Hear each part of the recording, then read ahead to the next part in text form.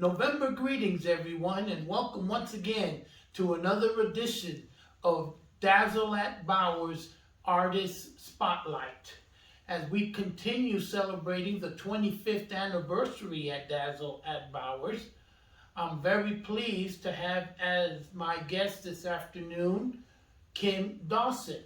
I'm Arturo Gómez, and I'm from KUVO Jazz, and very pleased to have this feature in our Bonefield Staten Performance Studio for the very first time. Beginning in the middle of January, we hope to once again start bringing live jazz to our listeners and to our streamers from right here in the Bonefield Staten Performance Studio. And coming up on the 18th and 19th of November, we will have at Dazzle Baur's, as they continue once again their 25th anniversary series, Kim Dawson. Kim, thanks for being here and spending some time and sharing your thoughts and reflections on your performance with the Dazzle Baur's audience. Thank you for having me. Excited to be here. So on Thursday and Friday, the 18th and 19th, you will open up with Wil Blades on the B3 organ, Yes. and you will do kind of like a series of duets, and then following that on each night at 9, you'll have a full band. Yes. Yes. So I'm sure you had to put a lot of thought and effort into what you will be singing as a duet, and then what you will be doing with a full band. Very much so. You know, it's always a little bit more, it's a different kind of work, I should say, doing a duo, because you can take these songs that have, you know, all the orchestration, the huge band, but then you got to kind of have the same energy with two people. And also, but it's also easy because Wil is such a virtuosic B3 player that he can make everything sound good. So I'm like, we like this song, cool, yeah, let's do our thing. And it's nice to be able to play with somebody that you have a good friendship with, as well as a good musician friendship with, because then we can kind of play like friends play, not just like professionals play. You know, there's a different element to that. And then, you know, the big band is going to be mostly my originals that I've been writing a ton.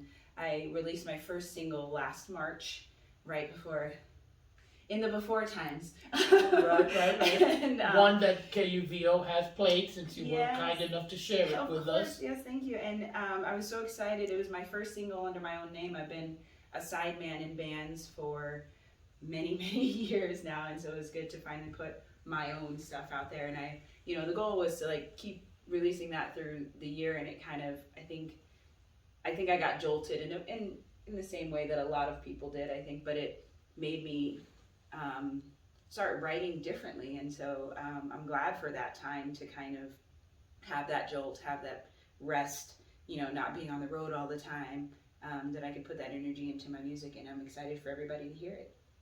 And Kim is originally from Tulsa, Oklahoma. However, most of her life has been spent here along the Front Range. She's a Yes. graduate of high school in the Highlands, also of UNC Greeley. So you're taking your music education to the next level now that you're starting to compose songs, because you can compose them with a musical knowledge background. And that's important so that it doesn't sound convoluted, whatever your compositions are. And you're very versatile because you sing with many different type bands, alt-rock bands, punk bands, soul bands, R&B and jazz bands as well. Have you performed in the gospel setting as well? I actually come from the gospel setting. My father was a preacher and music minister, and so the first sounds I ever heard were my parents singing and my dad playing piano. And so I grew up in the church, and I grew up with gospel music. That was the first music I ever had. Then I started studying violin at a very young age, and piano as well. So then there's the classical. And my degree is actually in classical voice, which I was an opera singer in college. Oh my! But so I wanted to gain as much musical knowledge as I could. So I think there's value in all of the genres. I think that there's value in every single facet of music you can make, and I just wanted to get my hands on, like, how can I use my voice? How can I, how do other people express these things?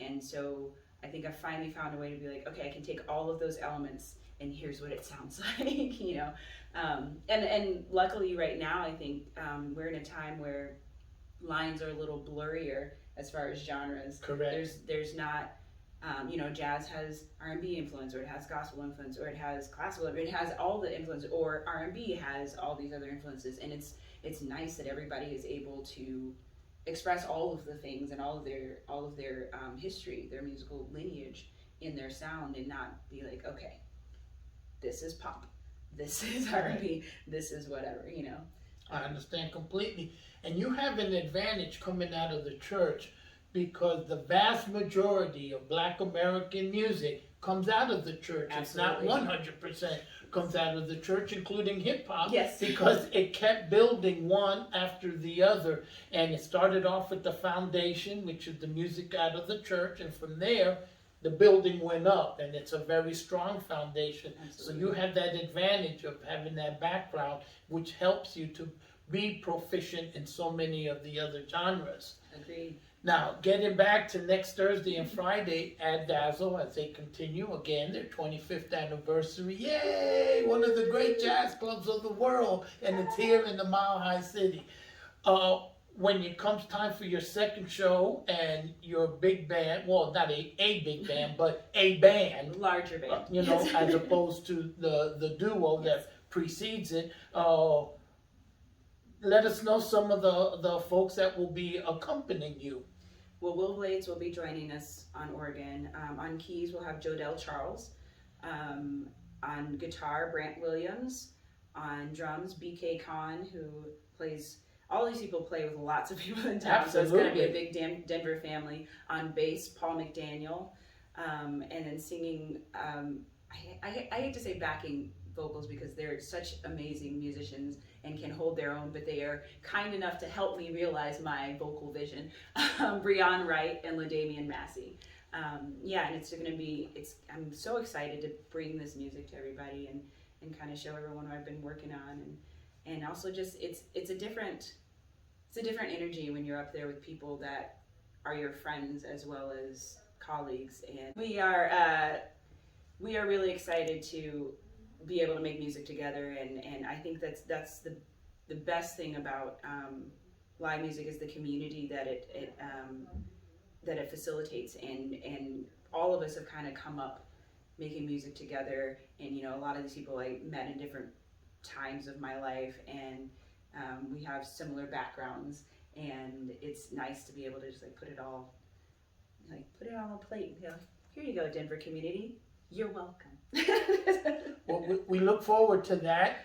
And the icing on the cake is when coming out of the pandemic, when an artist is on stage performing in front of a live audience, it is so superior to seeing someone on Zoom. As good as that was when there was no other choice, because it's better than nothing, when you have, as an artist, on stage performing and an audience, each one feeds off of the other. It's a symbiotic relationship. Absolutely. The musicians feed off of the response of the audience, and the audience feeds off of the musicians and what they are performing. Absolutely. It has been so nice to not perform to a tiny little dot on my iPad or Right. phone or computer. It's like, oh, there's a relationship. I've missed this. I've missed this conversation that you get to have with the audience. I miss the energy that they give, and then there's nothing that substitutes live playing. Nothing is, as much as you can kind of recreate something and make it something different, there's nothing that is a substitute for that. I'm Arturo Gómez from KUVO Jazz, and we have been here in the Bonefield Staten Performance Studio. Hopefully by mid-January, we'll begin having live performances for our audiences as well as streaming. And I'm also very happy to be your host for the Dazzle Baur's monthly spotlight feature, in particular because, again, I can't emphasize enough the 25th anniversary of Dazzle Baur's. It's very few jazz clubs around the country, even without the pandemic, that survived for 25 years. And another great aspect to Dazzle Baur's is that it's located in the historic landmark building Baur's from over 140 years ago. Absolutely amazing. Kim, can't thank you enough for sharing your thoughts with the Dazzle Baur's audience. And if you have any final things about urging people to come on down or what to expect, it's all on you. I will say, it's an honor to have Wil Blades. He's a protege of Dr. Lonnie Smith. He's got all the things, and so if you want to have like a chill, familiar kind of set to go to, that's the early set. If you kind of want some more intense powerhouse things, that's the later set. So party, or like, or you can go to both. You can go to both. How about do that? Thank you so much for having me. My pleasure, and look for our next feature in this series with the one and only Annie Booth. Thank you for being there.